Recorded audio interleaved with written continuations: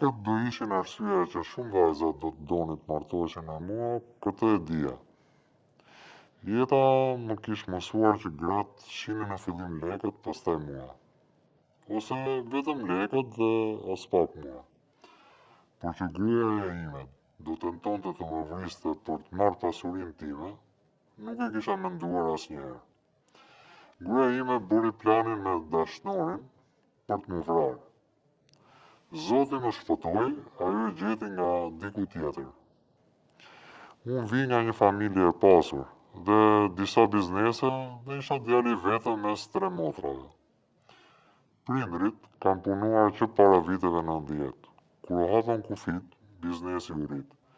Me demokracinë dhe të ardhurat tona, por dhe nga eksperienca në biznes. Unë, kur prindrit e mi nisën biznesin, isha fare i vogël. Jam rritur me idenë e biznesit dhe domosdo që ajo do ishte dhe rruga ime. Pasi prindrit arritën një moshë pensioni, unë mora drejtimin e kompanisë. Nuk dua të them çfarë eksaktësisht, por një nga bizneset më të mëdha në Shqipëri. Gruan e parë e kam njohur kur isha 24 vjeç.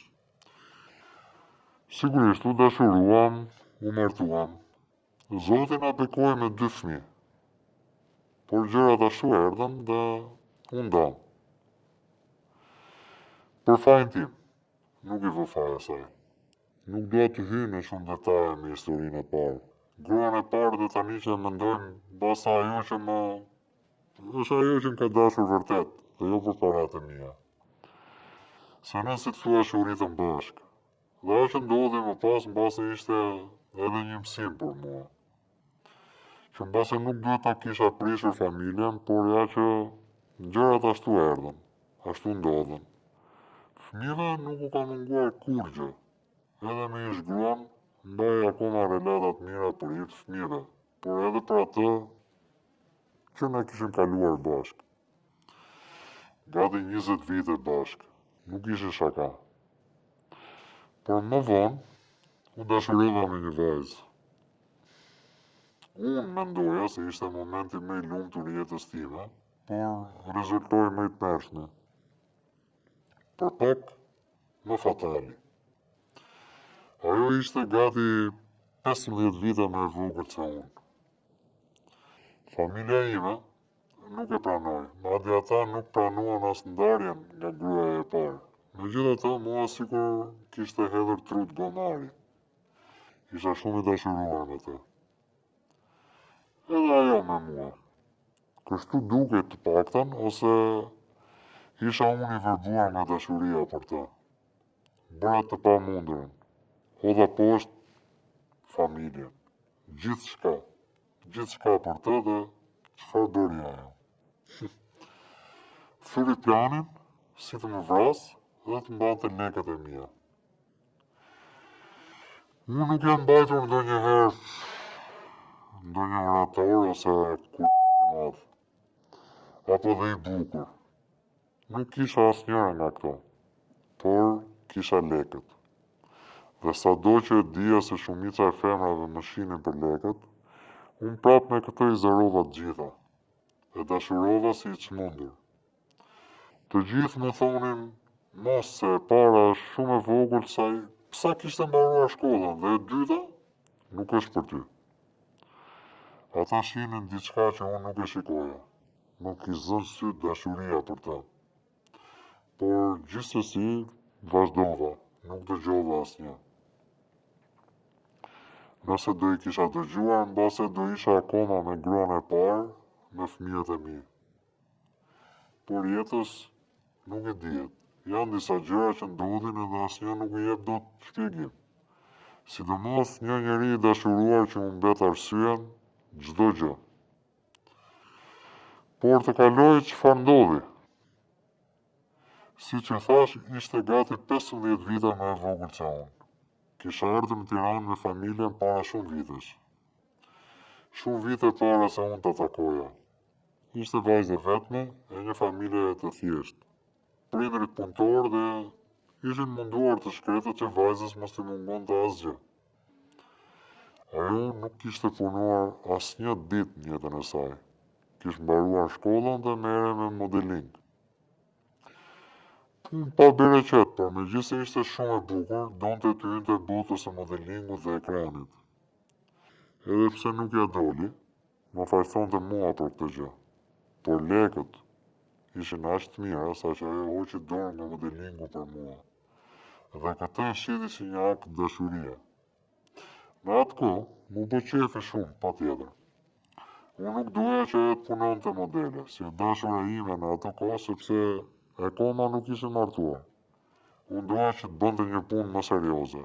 E mora në kompani dhe e bëra drejtore në një nga departamentet e kompanisë. I kisha vënë një pagë bazë, por sigurisht që kartat e kreditit, llogarin time apo kompanin, e kishte në menaxhim dhe kur nuk i kërkoja llogari, edhe kur shija shumë minuse, por justifikohej me idenë që blinte veshje dhe tualete si çdo femër.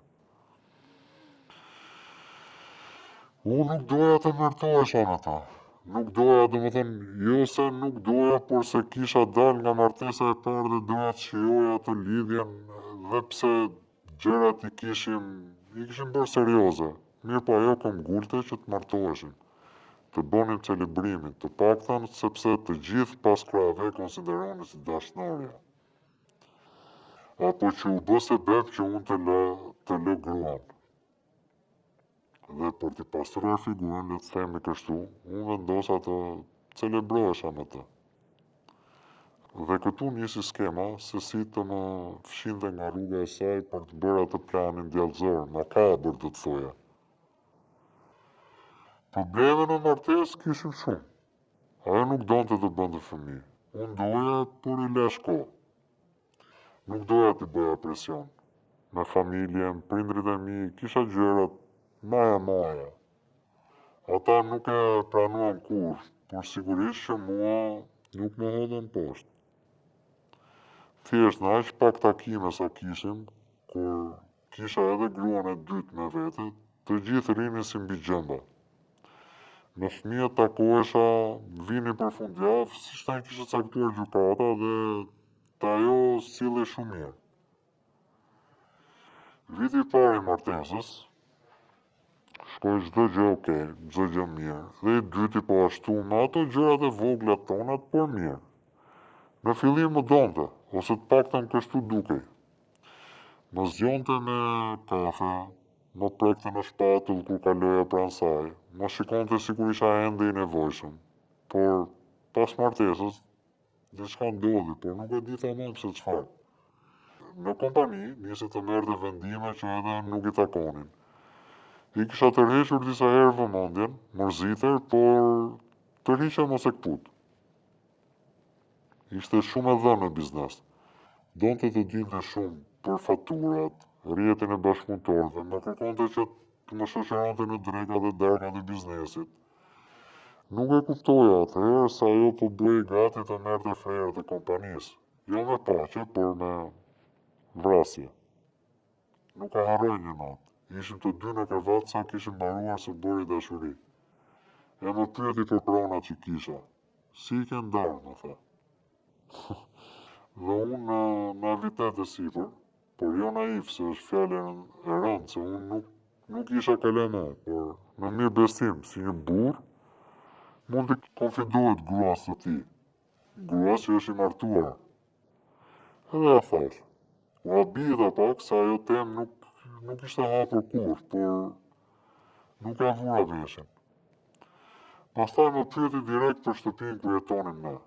Po ku ti mbetet, tha, nëse ty të ndodh diçka? Aty mbeta pa fjalë.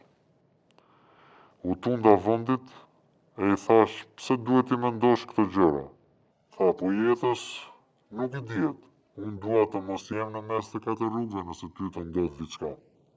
Apo nëse ti më lë për dikë tjetër. Këtu e përqafova dhe e lash atje si bisedë, dhe në këtë rast e mora si një moment në të cilin ajo kishte frikë mos më humbte.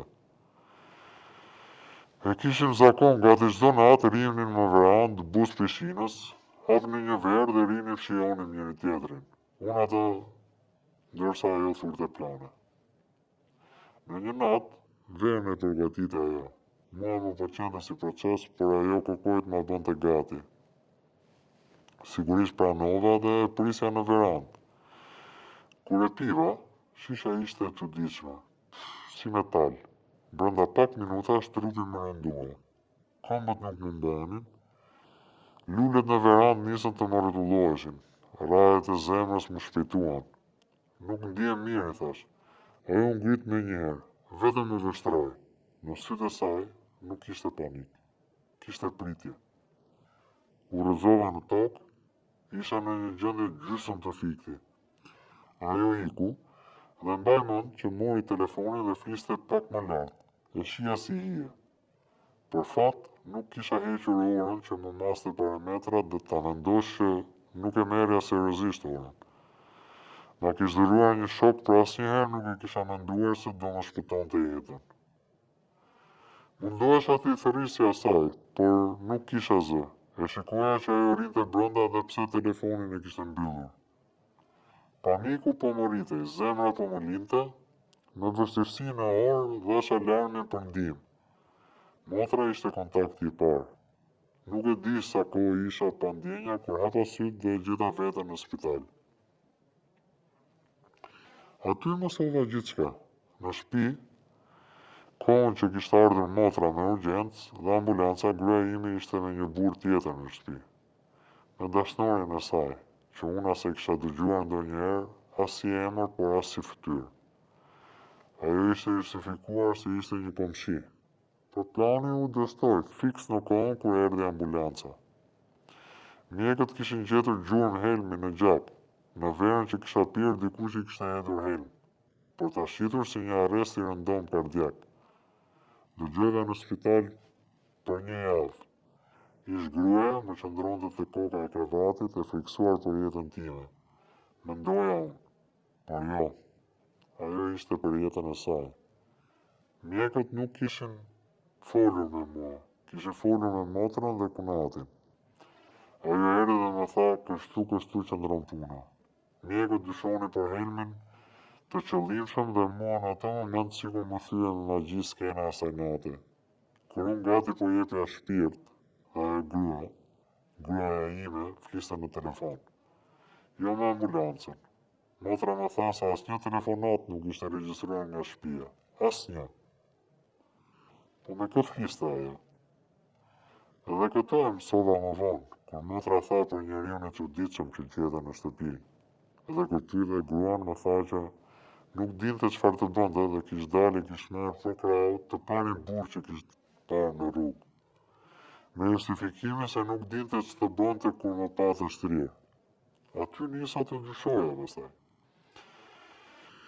Çdo gjë dukej sikur kaloi. Unë shkova sa ditë nga shtëpia e prindërve të mi. Më shumë doja të shuaja dyshimet, por asaj thashë do të rija ande sepse e kisha më shumë kujdesin dhe nuk doja të bëhesha barë për të. Ato ditë mësova gjithçka. Financiera mësova disa raporte shqetësuese për lëvizjet e dyshimta, shumë të mëdha me urdhrin e gruas time, drejt një llogarie të një emri që nuk e kisha dëgjuar kurrë, dhe për ironi, ishte ai zotëria Gjigjesme, në fillim ishte komshi, e pastaj kalimtar i zakonshëm. Nuk u përballa me të, gjithçka ishte e qartë. Fola me policin, ajo tentoi shumë herë të lidhej me telefon, më çonte letra, asnjë nuk kam hapur. Ajo dhe dashnori i saj u dënuan për tentativë vrasje. Ajo humbi paratë e mia, ndërsa unë humba besimin tek njerëzit dhe tek vetja. Që nga ai moment, jeta ime nuk ka qenë më njësoj.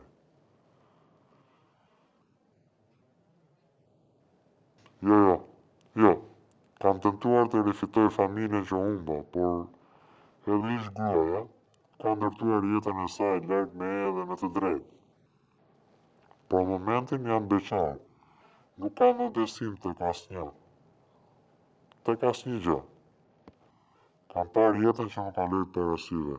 Gjëja më e rëndësishme për mua janë fëmijët. Familja ime e vërtet. Asgjë tjetër.